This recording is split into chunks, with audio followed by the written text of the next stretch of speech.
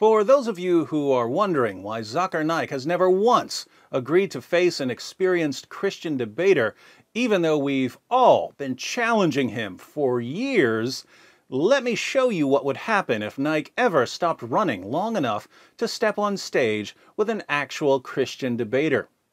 Naik's favorite argument is the sign of Jonah argument he mindlessly copied from Aҳмад Dийdot. And that book of Jonah is one page. Book of Jonah less than 2 pages. When they threw Jonah overboard, was he dead or was he alive? When Jonah was thrown overboard, was he dead or alive? The storm subsides and a fish comes and gobbles him up. A fish comes and gobbles him up. Dead or alive? When the fish swallows him up, was Jonah dead or alive? On the third day, the fish vomits him on the seashore. Dead or alive? The fish vomits him out. Jonah comes onto the shore. Was he dead or alive? If he died, no miracle. If he dies, no miracle. Alive, alive, alive, alive. Alive, alive, alive, alive, alive. So it's a miracle of a miracle of a miracle. Miracle of a miracle of a miracle of a miracle. Now, Jesus' point is obvious to anyone who isn't desperately trying to reinterpret the Bible to make it line up with Islam.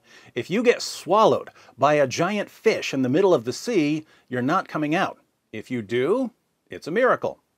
Similarly, if you die, if you get swallowed by Sheol, the abode of the dead, you're not coming out. If you do, it's a miracle. So Jonah escaping the fish was a miracle. Jesus escaping Sheol was a miracle. Pretty straightforward. But Muslim apologists love to twist Jesus' words to support their religion, so they insist that the only possible meaning here is that Jesus wouldn't die. Jonah was alive in the fish, so Jesus was alive in the tomb. Now, what's wrong with the interpretation of Naik and Dийdot? Lots of things, but one of the most glaring problems is that Jesus calls their interpretation satanic. I'm willing to lay this down as a rule. If someone says something, and there are two different ways to interpret what he says, but he specifically calls one of the interpretations satanic, the interpretation he calls satanic is certainly not the correct interpretation. Jesus mentions the sign of Jonah twice in the book of Matthew. He refers to the sign of Jonah in Matthew 12 and again in Matthew 16. Naik and Dийdot always quote the passage in Matthew 12. Why don't they talk about what Jesus says in Matthew 16? Let's find out. Matthew 16, verses 1 through 4. The Pharisees and Sadducees came up, and testing Jesus, they asked him to show them a sign from heaven. But he replied to them, "When it is evening, you say, it will be fair weather, for the sky is red. And in the morning, there will be a storm today, for the sky is red and threatening. Do you know how to discern the appearance of the sky, but cannot discern the signs of the times? An evil and adulterous generation seeks after a sign, and a sign will not be given it, except the sign of Jonah." And he left them and went away. So the sign that Jesus would give them is the sign of Jonah. What is the sign of Jonah, according to Zakir Naik and Aҳmad Dийdot? Muslim apologists want us to believe that Jesus was telling the Pharisees and the Sadducees that he would survive crucifixion, be placed in the tomb alive, and then come out of the tomb alive. Let's read some more. Same chapter, verses 13 through 17. Now, when Jesus came into the district of Caesarea Philippi, he was asking his disciples, "Who do the people say that the Son of Man is?"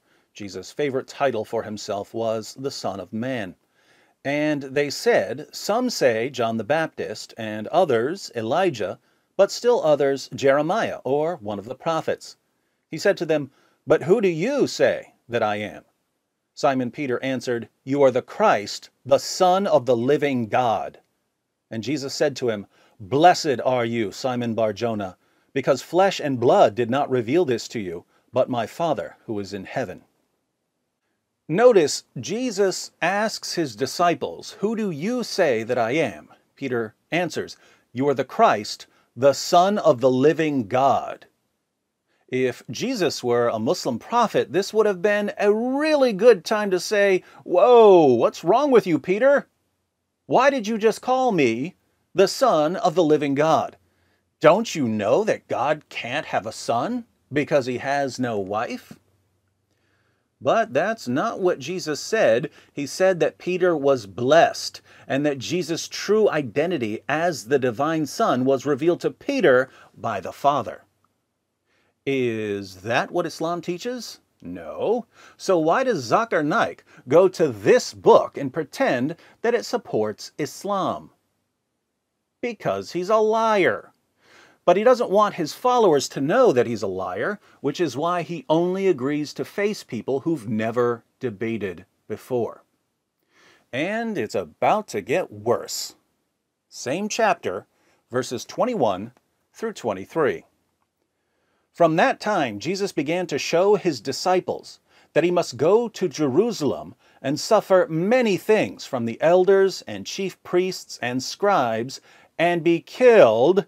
Yes, Jesus just said that he's going to Jerusalem and that he's going to be killed and be raised up on the third day. Now, watch what Peter does. Peter took him aside and began to rebuke him, saying, "God forbid it, Lord, this shall never happen to you."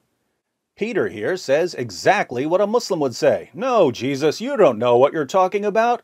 You're not going to die." And how does Jesus answer him? But he turned and said to Peter, "Get behind me, Satan. You are a stumbling block to me, for you are not setting your mind on God's interests, but man's." Why does Jesus call Peter, his most trusted disciple, Satan? He calls Peter Satan for saying that Jesus wasn't going up to Jerusalem to die. Now, Jesus clearly isn't saying that Peter is literally Satan. He wouldn't want Satan as the leader of the apostles. And he's not saying that Peter is possessed by Satan. I don't think Satan knew how God was going to use the crucifixion, so it wouldn't make sense for Satan to oppose Jesus' crucifixion. Jesus is rebuking Peter for opposing the gospel. Peter called Jesus the Son of the living God. So Peter got that part right. And Jesus said that that was revealed to him by the Father. But when Jesus tells Peter that he's going to die on the cross and rise from the dead, absolutely essential for our salvation, Peter says, "No." And Jesus replies, "Peter, you don't know whom you're serving right now. By focusing on worldly things and not paying attention to what the Father is doing through me, you're opposing the gospel." And he calls Peter Satan. Think about this. When you acknowledge that Jesus is the divine Son of the Father, Jesus says that you're blessed and that this was revealed to you by the Father. But when you say, Jesus never died on the cross, Jesus calls you Satan. Which one of those categories is Zakir Naik in? Which one of those categories is Aҳmad Dийдот in? Are they in the category of people who acknowledge that Jesus is the divine Son of God? Or are they in the category of people who oppose Jesus' death on the cross? They're in the category of people who oppose Jesus' death on the cross. And what does Jesus call them? What was the name he gave for people like that? Wasn't it Satan? Now, doesn't Zakir Naik know what Jesus said in Matthew 16? Doesn't he know that Jesus clearly said that he was going to Jerusalem to die? Doesn't he know that Jesus called the Muslim apologists' interpretation of the sign of Jonah satanic?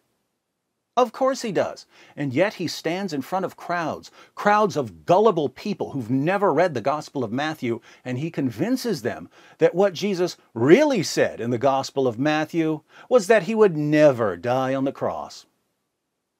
What kind of person spends his entire life lying to people about Jesus? When a person spends his entire life deceiving people, is he serving God? Or is he serving Satan? My Muslim friends, Jesus said that recognizing him as the Son of God, that comes from the Father. Opposing his death and resurrection, that comes from Satan. So if your religion is dedicated to denying what comes from the Father and supporting and upholding what comes from Satan, what would Jesus call your religion? What would he call your prophet?